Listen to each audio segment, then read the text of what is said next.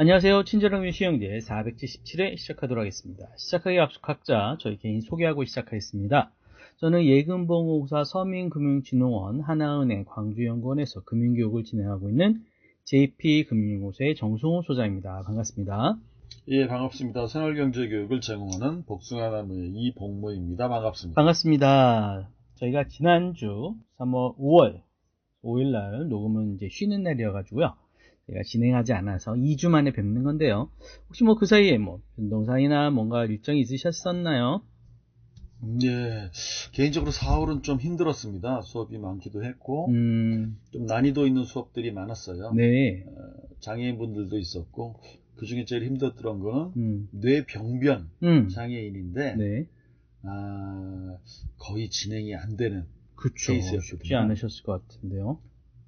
그래서 첫 수업할 때 담당자 이제 앞에서 요런저런 안내하다가 5분 정도 지나서 그 담당하는 기관분한테 잠깐만 말씀 좀 드리겠습니다 라고 해서 밖으로 나와서 말씀드렸어요. 진행이 안 되는데 어떻게 하시면 좋겠냐, 계속 하는 걸 원하시냐, 아니면은 조금 더 다른 프로그램을 하는 로 바꾸는 걸 원하시냐 라고 했거든요. 네. 왜냐하면 눈을 못 마주치는 케이스였어요.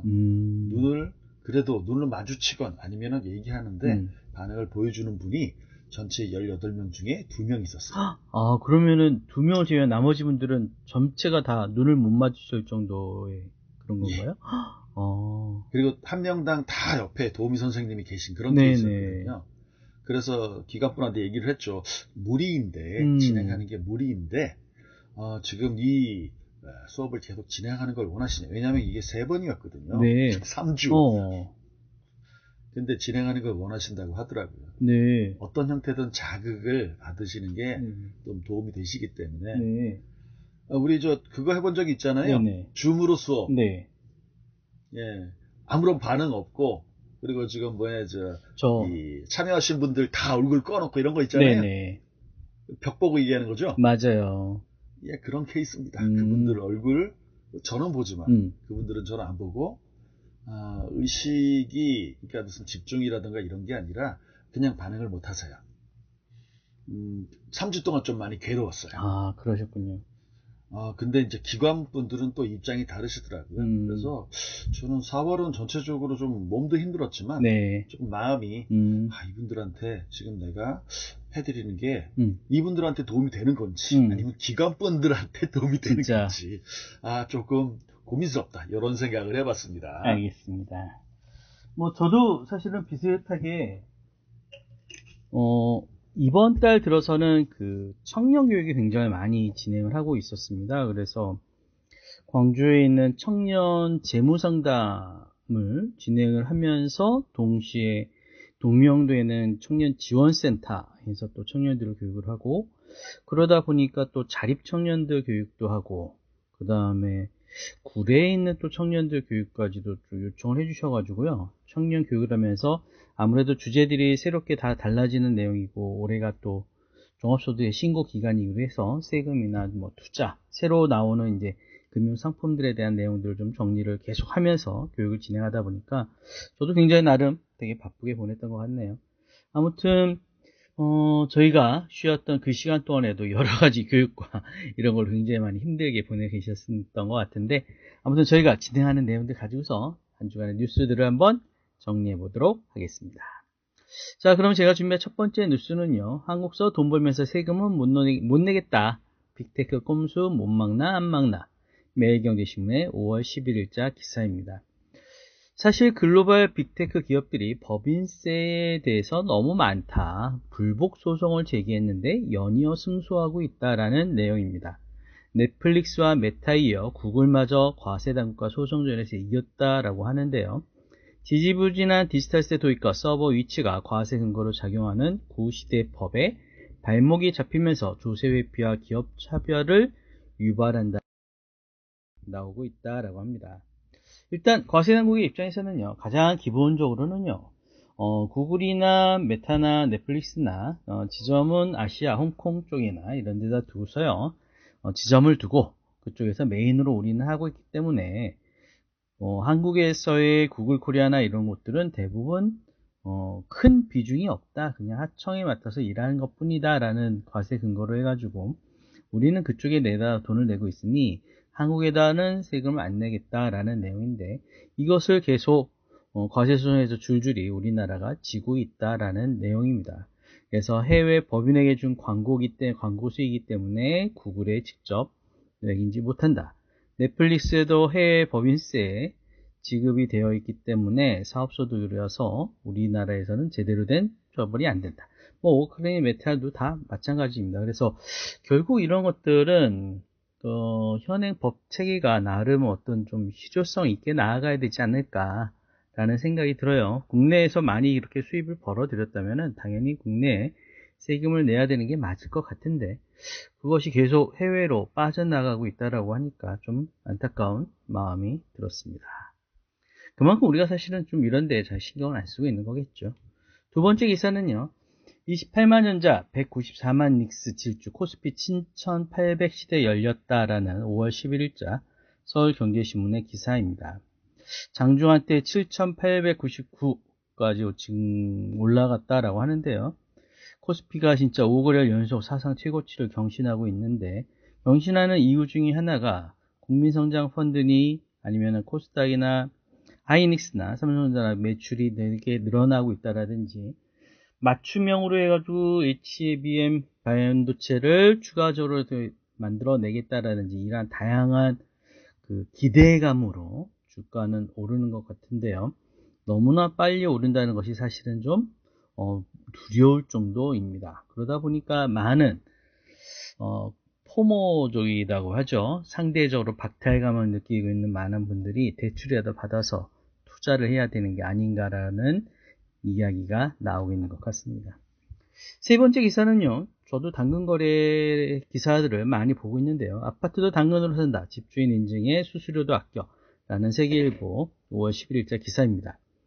늘어나는 부동산 직거래인데요. 저도 가끔 당근마켓에서 올라온 부동산 매물을 보면은 그래도 부동산 중개하는 사람이 올린 내용이었었는데 지금 현재 중거래 당근에는 부동산 매물이 쉽게 집주인이 직접 본인이 집주인한 것을 인증하고 나서 매물을 많이 올리고 있다고 합니다. 물론 그렇게 올리는 이유 중 하나는 부동산 세라든지 아니면 필요한 비용을 좀 더 아끼자라는 측면이고 매수자의 측면에서는 말씀드린 것처럼 좀 더 저렴하게 이런 거를 하겠다라는 측면인 것 같은데 아무리 그래도 그렇지 당근으로 이렇게 고액의 집을 거래한다는 것 자체가 가능할까? 아니면 물론 뭐 그럴 수도 있겠지만 개인이 직접 많이 알아야 되지 않을까라는 생각이 들더라고요. 그래서 중개사 없이 본인이 직접 건축물 대장 확인하고 뭐하고 거래 과정에 대한 부분 이런 것들에 대해서 잔금인지 등기상 소유인지 뭔지 이런 것들 확인을 본인이 다 해야 되는데 이런 것들을 잘 하실 수 있을까라는 걱정이 좀 되면서 적은 금액이면 괜찮겠지만 고가의 매물일 경우에는 특히 더 주의가 필요하지 않을까. 특히나 한동안 당근에서 금이니 뭐니 이런 직거래 한다면서 변칙적으로 돈을 세탁한 경우도 굉장히 많았었기 때문에요. 좀 주의해서 살펴봐야 되지 않을까라는 생각이 들었습니다. 마지막 기사는요. 수명대한 네이버 지식인, 인공지능이 집단지성을 밀어냈다라는 한국경제신문의 5월 11일자 기사입니다. 추억이 된 지식공유 플랫폼, 이제는 수초 만에 정리된 답을 주는 AI에게 떠밀려서 이용자는 떠나고 결국 홍보글만 남았다라고 한답니다. 28명 있던 질문수가 4,000개로 줄었고 공감, 공유의 장이 사라진 아쉬움도 있는데요. 일단 네이버 지식인 명예의 전당에 뭐 이상한 고 지식인의 명복을 빕니다라는 계정이 나가면서 아무튼 우리의 많은 검색이 AI가 결국은 진행을 하고 있어서 뭐 집단 지성으로서 누군가의 어떤 이러한 구루 같은 분의 이러한 해안이라든지 이런 것들을 듣지 못하는 시대가 되지 않았나라는 생각이 들고 거기에 더불어서 저도 네이버 지금 오랫동안 가지고 있는 네이버 주식이 있는데 네이버가 이렇게 지지부진한 것도 그래서가 아닐까라는 생각이 들 정도입니다. 아무튼 우리는 많은 부분을 AI에게 많이 좀 답을 구하고 있는 것 같은데요. 이러한 개인이 가져오는 어떤 그런 해안이라든지 이러한 것들에 대해서 한번 이렇게 남길 수 있는 것이 좀 아직은 좀 있었으면 어떨까라는 그러한 아쉬움을 가지면서 혹시 추가로 해주실 말씀 있을까요? 네, 뭐 딴 건 없고요. 제가 한 6년 정도 전에 네. 한참 유튜브에 꽂혀가지고 여기저기 유튜브 관련된 뭐 수업이나 이런 것들 쫓아다닐 때가 있었거든요. 네. 그때 딱 그 유튜브를 무조건 해야 된다라고 얘기하는 사람들의 주장이 지금 얘기한 요거였습니다.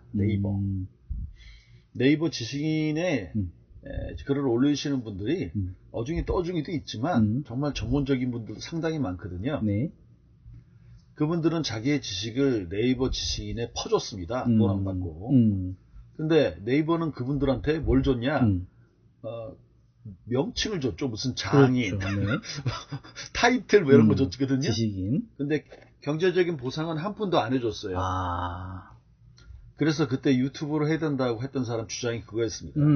거기서 계속 이렇게 착취당하지 말고 유튜브로 오시라. 그러네. 왜? 유튜브는 돈을 준다. 맞아. 조회수가. 그때가 6년, 7년 정도 전이었거든요. 한참 제가 시도를 했던. 자기가 어떻게 보면 예전에 우리 뭐라 그럴까요? 네. 있었던 것들, 포털들 없어지고 막 그러잖아요. 그렇죠. 싸이월드니 뭐니. 싸이월드 같은 것도 새로 만들었는데 아무도 지금 새로 만들었는데 쓰고 있는 사람 뭐 주위에서 본 적이 없으니까요. 이건 한번 지나가면 어려워요. 그래서 우리가 그 AI 뭐 하겠다고 서버린 AI 얘기하는 게 주도권 뺏기면 끝이거든요. 아까 얘기해 주신 뭐 구글이나 이런 빅테크 애들이요. 그러면 걔네들은 세금을 미국에 낼까요? 안 냅니다. 그쵸. 왜요? 본사가 세금 안 내는 그 이상한 데 있거든요. 그쵸, 거기에 있거든요. 그리고 소송을 했는데 한국 정부가 적다 이렇게 졌다 이렇게 하잖아요. 네. 지는 이유가 있다고 그랬죠. 구글이나 빅테크에서는 이 분쟁을 어떻게 지금 하고 있냐면 필사적으로 하고 있거든요. 지면은 엄청 물어야 되니까. 네. 근데 국가에서는 어떻게 소송한다고요? 어떤 태도로? 대충. 사무적으로. 저도 그만. 안 해도 그만. 그러면 구글이나 빅테크에서 로비가 없었을까요? 우리나라에서는 로비하다 걸리면 불법입니다. 그쵸. 미국은 합법이지만. 예, 오늘 준비한 기사 말씀드리겠습니다. 네. 어떤 분들은 되게 괘씸히 하시는데요. 이 비즈니스 모델은 제가 명륜당 얘기인데요. SBS 비즈입니다. 2026년 5월 10일 제목이 명륜당. 명륜당 모르셔도 돼요. 명륜 진사갈비는 아시죠? 네. 춤추면서 하던 거기입니다. 산업은행에서 3%의 빌려 아니에요. 3%대가 최저고 6%대까지. 이건 이게 정책자금이거든요. 그리고 잘못 아시는 거예요. 왜냐? 정책자금은 보증이 있습니다. 네. 그러면 금리 말고 뭐도 있어요? 보증료도 있어요. 3%가 아니란 얘기예요. 금리는 3%더라도 사실은 뭐 3.7, 3.8이더라도 보증료가 붙기 때문에 실제로는 부담하는 금리 전체적인 비용은 6%에서 7% 정도가 제일 싼 거예요. 제목 보겠습니다. 명륜당 산업은행에서 3%의 빌려 점주한테 여기서는 가맹점주를 얘기하는 겁니다. 18% 돈놀이 빌려줬다. 당국 정책대출 관리 강화라고 되어 있습니다. 또 요즘 또 이런 거 해서 정부에서 관심 많으니까 일하는 척 하는 거죠. 자, 이 되게 복잡한 구조가 아래에 있습니다. 명륜당 및 주식회사 땡땡땡 사업구조. 아실 필요 없어요. 간단히 말씀드리면 명륜당이라는 사업, 여긴 가맹사업을 합니다. 대표적인 게 명륜 진사갈비죠. 그리고 아래쪽에 무슨 가맹본부가 있는데 네. 여기가 가맹본부라고 되어 있지만 주로 하는 일은 인테리어 또는 뭐 기자재, 원재료 납품하는 근데 그런 겁니다. 그래서 돈을 여기서 벌어가죠. 근데 여기서 무슨 짓을 했냐? 자, 주식회사 명륜당이 산업은행 등에서 대출을 830억 정도 받아서 싸게 그 다음에 특수 대부업체 남기고 생각해 주시면 이게 여기서 불법성을 찾아낼 수도 있어요. 왜냐? 명륜당이 금융회사입니까? 아니죠. 그러니까 특수관계 대부업체한테 돈을 빌려준 거는 대출해 준 게 아니에요. 금융거래가 아니라고. 그건 개별적인 대여죠. 돈 꿔준 거. 금융회사에서 대출 나간 게 아니라 대여란 말이에요. 그럼 이게 실질적으로 명륜당이 예를 들어서 명륜당이 법인이 지금 뭐라고 하죠? 정관에 우리는 대부업체한테 대여하는 사업도 포함합니다. 그런 게 있다면 그런 거를 위해서 대출을 해준다는 것 자체가 이상하지 않나요? 그럼 누구도 잘못한 거예요? 산업은행도 잘못한 거지. 네. 명륜당이 430억 꺼주세요. 어디다 쓰시게요? 보통은 우리가 무슨 뭐 이렇게 기업들이 받는 뭐 운전 자금 아니면 무슨 뭐 투자 자금 이걸로 나가는 거지. 저희가요 830억 받아서 돈놀이 할 거예요. 그렇게 서류에 썼는데 돈이 나갈까요? 지금 그 얘기를 하는 겁니다. 근데 아래쪽에 보시면 그림에 보시면 명륜당에서 899억을 받아서 그러니까 830억을 대출을 받았는데 899억을 대여받은 거로 봐서는 명륜당에서 자기네 돈도 좀 넣은 거죠. 한 50억. 네. 왜냐하면 법이 그렇겠죠. 대출 받은 거 전부 다 그대로 대여해주면 안 된다는 법이 있겠죠. 저는 법인세법을 모르지만 이 돈을 대부업체 한 군데가 아니고요. 여러 군데가 10군데 정도라고 합니다. 받아서 가맹점주한테 연 18%로 대출해주고 그 다음에 대출 이자도 받고요. 모두 받아야 돼요. 가맹비도 받아야겠죠. 그래서 앞으로도 먹고 뒤로 먹고 꼭 먹고 알 먹고 하다 걸렸다는 얘기입니다. 한번 보도록 하겠습니다. 금융당국이 가맹사업본부 정책대출을 받을 경우 해당 업체가 가맹점 대상의 직간접적인 대출을 취급하는지 면밀히 확인하도록 정책금융기관의 관리체계를 강화합니다. 이걸 보면 우리가 뭘 할 수 있죠?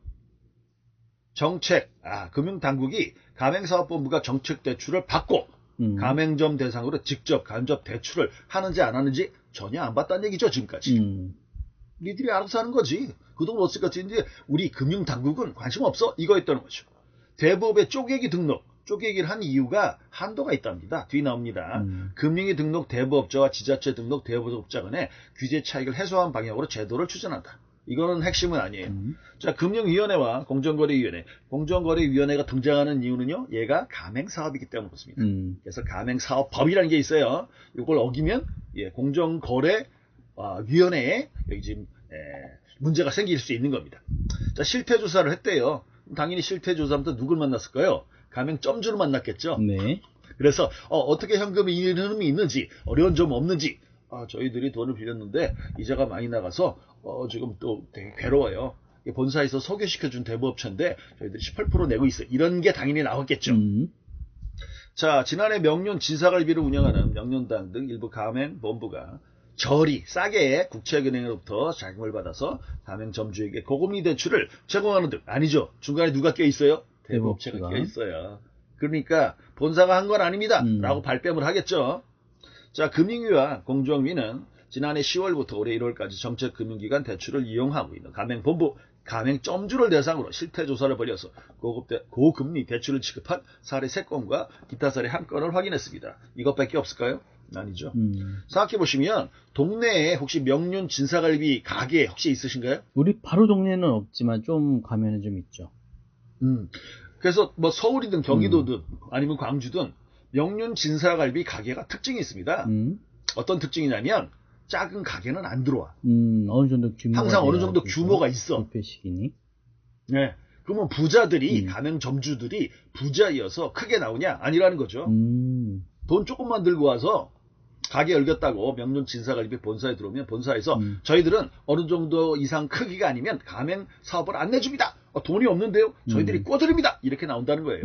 아니면 저희들이 지금 이렇게 잘 해드리는 걸 소개해줍니다. 이렇게 하는 거죠. 무슨 소리입니까? 억지로 대출을 받게 만든다는 거야. 그럼 점주 입장에서는 무조건 나쁜 건 아니죠. 네.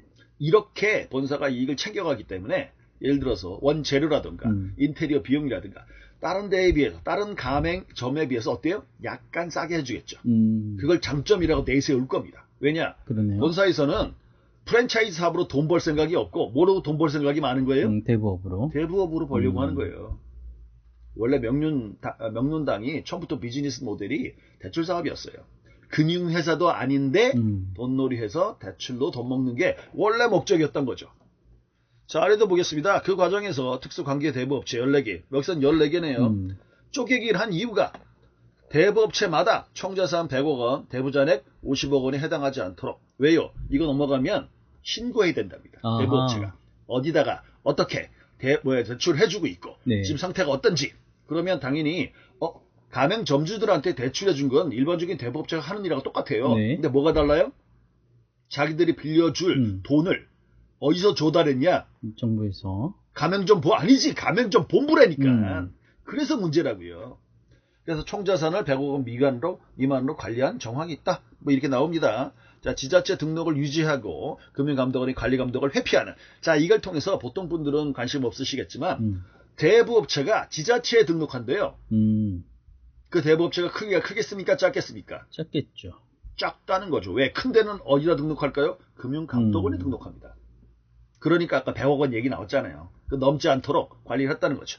자, 명륜당 관계사였던 A 프랜차이즈 역시 정책금융기관에서 30억 원의 자금을 연 4.2%로 받아서 가맹점주한테 총 868억 원의 대출을 실행했습니다. 전 보니까 이런 생각이 들었습니다. 맨 위에 그림 가보시면 산업은행, 화살표, 명륜당 아래쪽에 주, 땡땡땡 가맹본부 있잖아요. 저는 어떤 느낌 드냐면 요거 명륜당 특수관계인. 왜요? 회장님이 열심히 잘해먹고 있으니까 똑같은 비즈니스 모델을 자기가 아는 친척이든 가족이든 후배든 야 너도 한번 해봐 라고 해서 똑같이 베껴서 이 비즈니스 모델을 하는 것이 아닌가 라는 생각이 듭니다. 그렇게 하는 이유는요, 대부업체를 더 쪼개기 위해서. 왜? 100억 넘으면 안 되니까. 그런 의심이 그냥 뇌피셜입니다. 네. 듭니다. 자, 명륜당은 국책은행에서 3%대 빌려서 점주한테 18% 고리 제공했다. 아닙니다. 고리 제공하면 걸린다고요. 왜? 명륜당은 금융회사가 아니라고. 중간에 대부업체가 끼고 있다고요. 쪼개기 등록. 여기서 쪼개기 등록은 대부업체를 쪼갰다는 거예요. 아래쪽으로 쭉 가겠습니다. 명륜당 할 때부터 말씀드렸어요. 예전에 명륜당 하면 나왔던 뉴스 중에 그거 기억하실 겁니다. 네. 생각나는 뉴스 있으실까요? 명륜당? 모르겠는데요. 돼지갈비 파는 곳이거든요. 네. 근데 거기 고기가 돼지갈비가 아니야. 뭐야? 목살이야. 목살을 뼈에다가 맞아. 붙여가지고. 그렇죠. 식용 본드로 붙여서 말이 되냐? 뭐 이런 게 있었죠. 네. 근데 많은 분들이 명륜 진사갈비 이용하시는 그 장점이 있잖아요. 왜요? 돈 조금 내면 그렇죠. 무한리필이야. 맞아요. 무한리필이라고요. 그렇기 때문에 가맹점주는 돈 벌기가 어때요? 어려워. 누구만 돈 벌어요? 본선만 버는 거예요. 알았죠? 가겠습니다. 고금리 대출 등 부적절한 가맹점 대상 여신이 확인될 경우 신규 정책 대출 보증은 제한하고 기존 대출 보증권은 만기 연장 제한하거나 분할상환하도록 조치합니다. 라고 돼 있어요. 저는 요즘 대통령 나와가지고 지금 이상한 얘기 하잖아요. 네. 그래서 이건 이렇게 처리하면 안 되죠. 이런 것들 가끔씩 동영상 보는데 여기 두 줄에 대해서 이런 말씀드립니다. 이렇게 처리하면 이런 일은 없어지지 않아요. 그럼 어떻게 됩니까? 여기서 받은 부당 이득을 환수해야죠. 왜? 돈 벌려고 부당한 일을 했다. 그게 불법인지 아닌지는 판단해 봐야겠지만 그러면 이 일을 못하게 하려면 어떻게 됩니까? 그 돈을 뺏어야지. 그게 부당 이득으로 판단되면 그걸 뺏어야지. 근데 여기서 뭐라고 그래요? 그 돈 뺏을 생각은 없고 앞으로 신규 대출할 때 제한을 받을 수 있고요. 만기 연장하는 게 제한될 수 있습니다. 그럼 뭡니까? 명륜당은 믿져야 본전이지요. 안 할 이유가 없잖아요. 피해가 없으니까. 맨 아래로 가겠습니다. 자, 금융위와 공정위는요. 정책자금이 본래 목적에 맞도록 활용되고 근데 법이 미비하기 때문에 네. 당연히 여기 파고든 거죠. 왜냐하면 저도 예전에 중소기업 다니면서 경영 컨설팅을 오래 했단 말이에요. 네. 이런 거 들고 오는 분들이 있어요. 이거 하라고. 근데 지금 맨 처음부터 생각한 거하고 다른 거죠. 이게 아무리 봐도 명륜당이 네.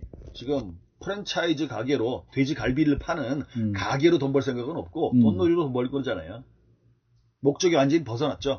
자, 실태조사 과정에서 문제된 가맹본부에 대해서는 후속 조사를 신속히 진행하고 조사 결과 가맹사업법 등 법령 위반 사실 확인될 경우 엄정 조치를 할 방침입니다. 제가 생각하기에는 이 가맹사업법이 아니고요. 네. 금융실명법이나 아니면 자본시장법 위반인지 봐야 돼요. 왜? 금융회사가 아닌 데가 대출해줬잖아. 근데 이 대출이 사사롭게 한 대여라고 나와 있어요. 위쪽에는 대출이라고 안 써놨습니다. 대여. 네. 자, 공정위는 가맹점주의 실질적 피해 회복을 위해서 분쟁 조정을 적극 유도하고 필요시 민사 손해배상 소송을 지원할 예정으로 되어 있습니다. 말씀드렸어요. 이런 일이 다시는 벌어지지 않으려면 어떻게 조치해야 된다? 벌어들인 부당 이득을 환수해야 됩니다. 우리 흔히 뭐라고 하죠? 금융치료를 해줘야 됩니다. 네. 하지만 그거를 할 생각은 없는 것 같습니다. 자, 두 번째 기사입니다. 예, 두 번째 기사는 이데일리네요. 자, 대출 얘기입니다. 자, 2026년 5월 11일 오늘 기사인데요. 자, 이 얘기는 처음 봤습니다. 그래서 이게 뭐야? 라고 해서 기사를 갖고 왔는데요. 금융위원회에 도넛 금리 선보인다. 은행권 중금리 대출 역할 확대론 부상. 도넛 금리가 뭘까요? 그러니까요. 중간이 뭐 좀 이렇게 좀 빠진다는 거고. 네. 그래서 저는 도넛하고 무슨 뭐 던킨 도너스 아까 명륜닭처럼 던킨 도너스도 뭐 하나?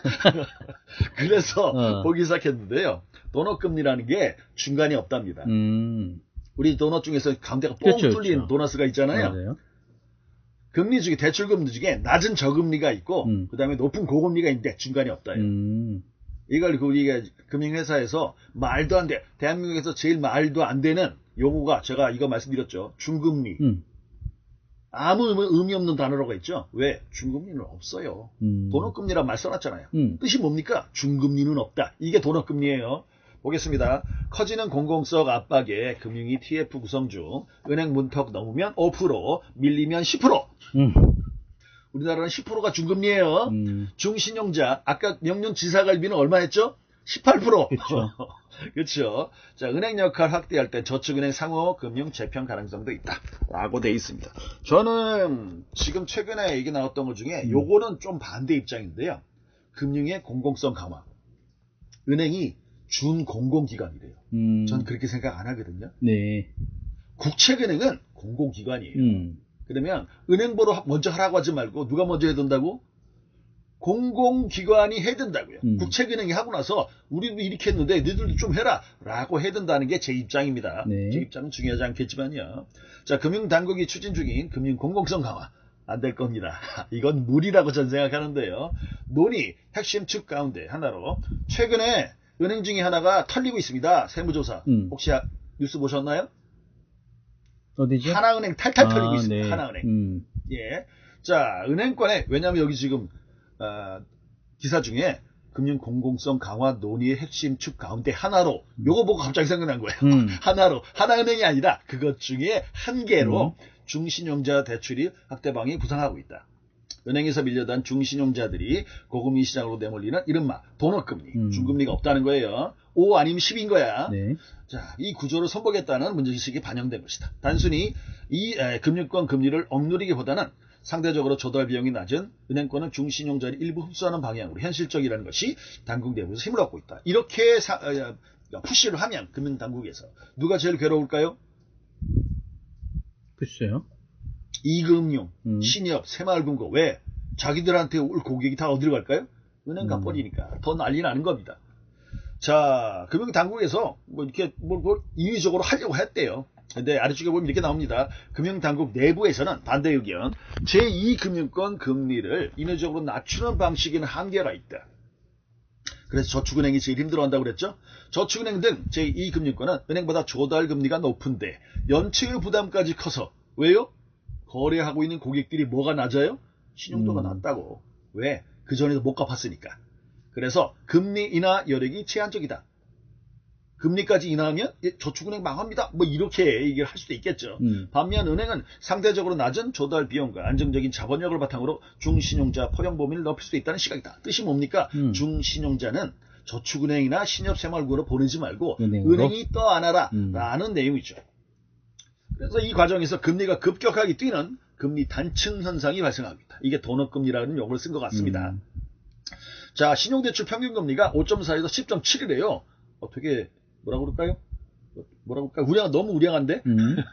중신용자의 신용대출 평균금리가 5에서 10 사이이고 은행 고신용자 대출금리의 최대 2배 이른다. 최대 2배라고 하니까 10% 기준으로 신용대출을 은행에서 고신용자는 5%대에 받고 있는 모양이에요. 같은 신용 등급 안에서도 은행 접근 가능 여부가 따라서 금리 차이가 크게 벌어지는 셈이다. 제가 금융교육을 하든 우리 녹음하든 항상 그렇게 말씀드렸습니다. 예, 저축은 어디서 하시든 상관없다. 근데 대출 받으실 때는 끝까지 어디 남아있어라? 은행에 남아있어라. 그게 지방은행이든 인터넷이든 상관없이 끝까지 은행에 발을 두고 대출을 하시는 걸 추천한다. 아무리 힘들고 시간 오래 걸려도. 라고 말씀드렸죠. 마지막에 요거만 하고 마치도록 네. 하겠습니다. 벌써 30분 됐으니까요. 자, 일각에서는 은행권 역할 확대가 현실화할 경우 아까 제가 말씀드린 거 저축은행 상호금융 등 제2금융권의 영업 구조에도 적지 않은 변화가 불가피할 것이라는 전망이 나온다. 길게 써놨지만 망합니다라는 얘기죠. 금융권 관계자는 은행권이 일부 중신용자의 대출 수요를 흡수할 경우에는 구조 조정 등 업권 재편 압력으로 이어질 가능성이 있다. 여기서의 업권은 아무래도 제2금융업권이겠죠. 금융권에서는 은행에 과도한 정책 역할을 부여할 경우 관치금융 논란과 항상 잘들 분리하면 맨 마지막 이거 나오잖아요. 관치금융 논란과 함께 건전성이 부담이 커질 수 있다. 자, 저는 관치금융 너무 오버하는 표현이라고 저는 개인적으로 생각하고 위쪽에 금융의 공공성 이것도 너무 한쪽에 치우쳤다고 생각합니다.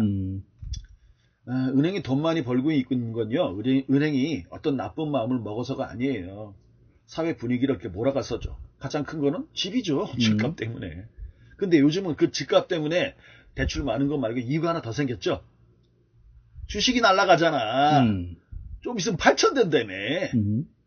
그래서 뭐 마이너스 통장은 다 끝까지 끊었고 심지어는 카드론까지 땡겨가지고 현금 서비스로 주식하시는 분은 그분은 정치인이 이상하신 거예요. 그렇죠. 근데 왜냐하면 만기 때문에 그렇거든요. 카드론 보통 3개월짜리거든. 근데 카드론 3개월짜리 대출 받아가지고 이제 본인이 10년짜리 투자할 수 있겠어요? 미친놈이지. 그러니까 카드론 투자는 3개월 이내로 투자할 수밖에 없어요.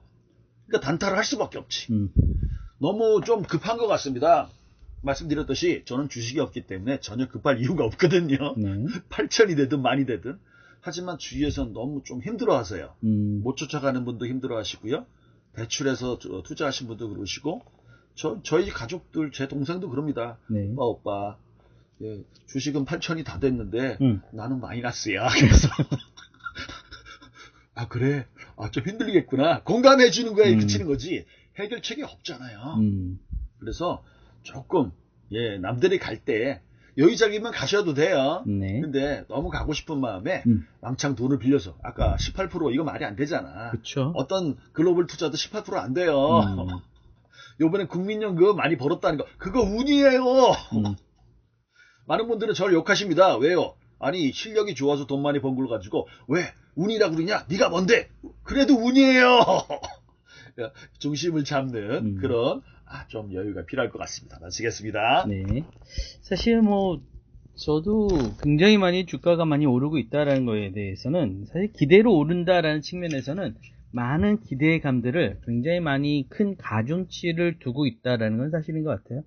그래서 이러한 것들이 결국 예전에 처음 있었던 버블인 튤립 버블, 네덜란드에 있었던 튤립 버블도 튤립 한 송이 그 씨앗의 그 종자의 가격이 거의 집 한 채를 넘었었다라고 얘기했었는데, 결국 주식도 사실은 그렇게 많이 지금 오르고 있는 게 아닌가라는 생각이 들어서 약간의 좀 거품도 어느 정도는 껴 있는데 또 전문가들이 또 아직은 아니다. 이 정도는 충분히 버틸 수 있다니까. 물론 버티기야 버티겠지만 어느 세월에 또 기다렸다가 다시 갈지 걱정인 가운데서는 약간 좀 더 차분하게 좀 자산의 포트폴리오를 좀 가져가시는 것이 어떨까라는 생각이 드네요.